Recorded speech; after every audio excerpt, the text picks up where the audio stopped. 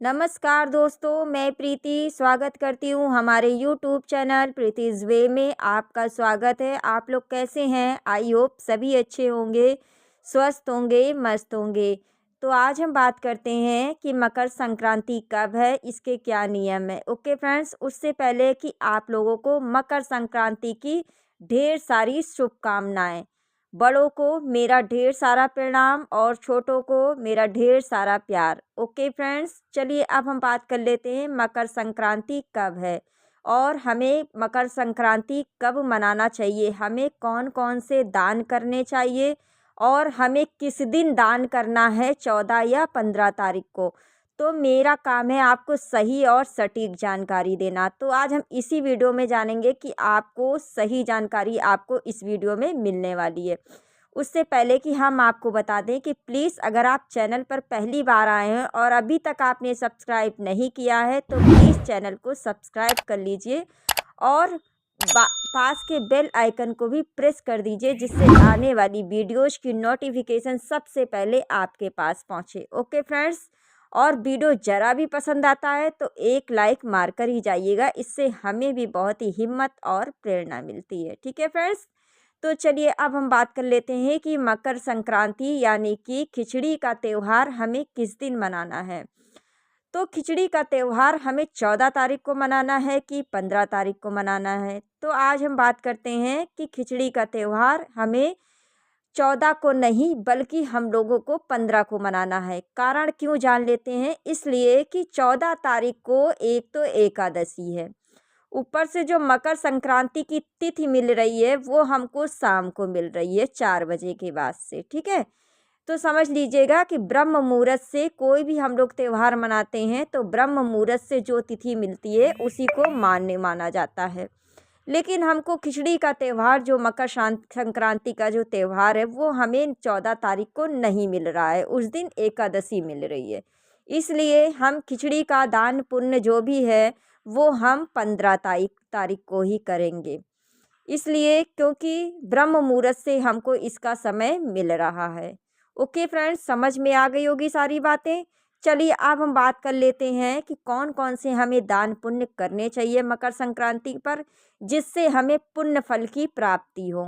ठीक है, तो अब हम बात कर लेते हैं कि कौन सा दान करना बहुत ही शुभ है और आप अपनी यथाशक्ति दान कर सकते हैं। तो अब हम बताते हैं कि आप लोग को क्या दान करना चाहिए। देखिए, वैसे तो मकर संक्रांति पर 14 चीज़ों का दान बताया गया है।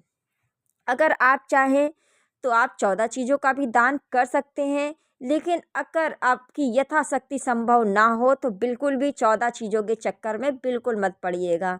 हम बताते हैं आपको मेन दान क्या होता है। ओके फ्रेंड्स, तो चलिए अब हम बताते हैं मेन दान क्या होता है। देखिए, आपको खिचड़ी के त्यौहार पर सिर्फ खिचड़ी का ही मेन दान बताया गया है और मेन होता है उड़द की दाल और चावल। ठीक है, तो उड़द की दाल और चावल सुबह उठने के बाद जो है आपको नहाने के बाद दाल और चावल और थोड़े से काले तिल का विशेष महत्व तिल का बताया गया है मकर संक्रांति पर, इसलिए आप लोग काले तिल का थोड़ा सा विशेष ध्यान दीजिएगा।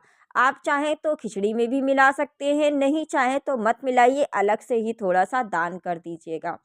और देखिए, दान जब हम लोग करते हैं, दाल चावल कुछ भी हो, तो अगर दान करते हैं और दक्षिणा नहीं रखते हैं तो पुण्य फल की प्राप्ति नहीं होती है।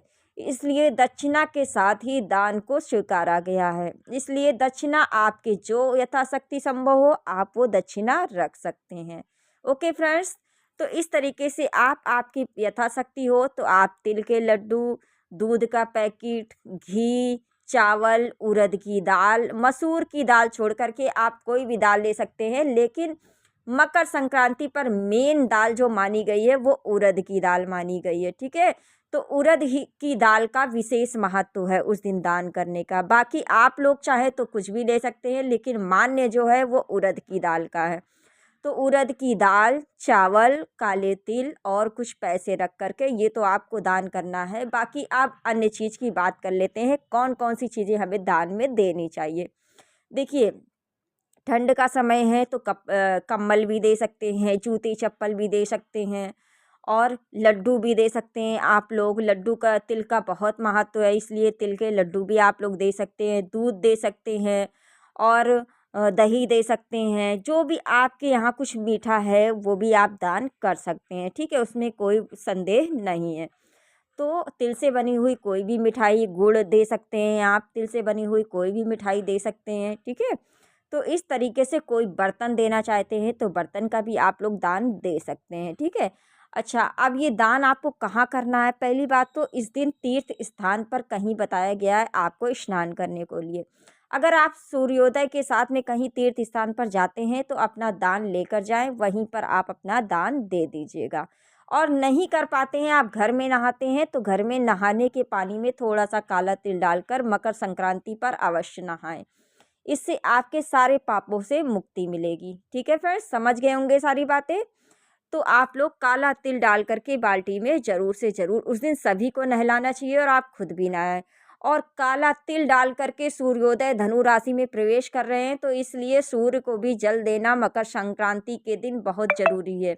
वैसे तो हम लोग सभी दिन देते हैं, लेकिन उस दिन सूर्य, ओम सूर्य देवाय नमः, ओम सूर्य देवाय नमः, ओम सूर्य देवाय नमः या ओम आदित्याय नमः करके आपको ज़रूर से ज़रूर काला तिल डाल करके सूर्य भगवान को जल देना बहुत ज़रूरी है। तो सूर्य भगवान को आप लोग जल ज़रूर दे लीजिएगा। उसके बाद अपना दान पुण्य निकाल करके तब आप अपनी कोई भी पूजा पाठ कर सकते हैं, ठीक है। तो आई होप कि सारी बातें आप लोगों को समझ में आ गई होंगी। और देखिए, दान दक्षिणा के साथ ही दीजिएगा, क्योंकि दक्षिणा के बिना दान अधूरा माना गया है, ठीक है। तो जो भी आपकी यथाशक्ति हो आप उस हिसाब से दान कर सकते हैं। और अगर आपके पास 14 चीज़ों का दान करने का नहीं है तो आप बिल्कुल भी परेशान होने की ज़रूरत आपको बिल्कुल भी नहीं है।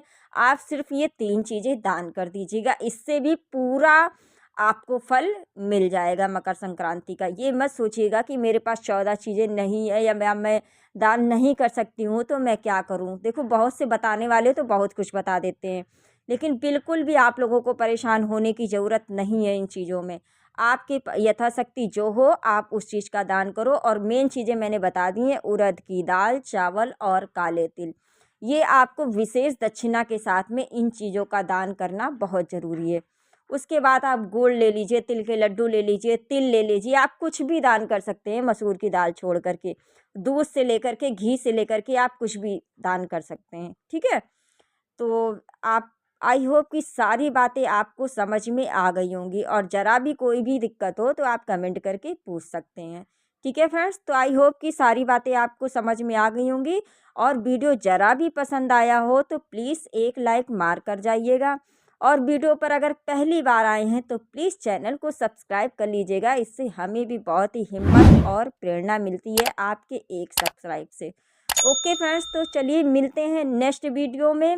और बेल आइकन को भी प्रेस कर दीजिएगा, जिससे कि आने वाली वीडियोज़ की नोटिफिकेशन सबसे पहले आपके पास पहुँचे। ओके फ्रेंड्स, तो चलिए मिलते हैं नेक्स्ट वीडियो में। Okay and bye bye.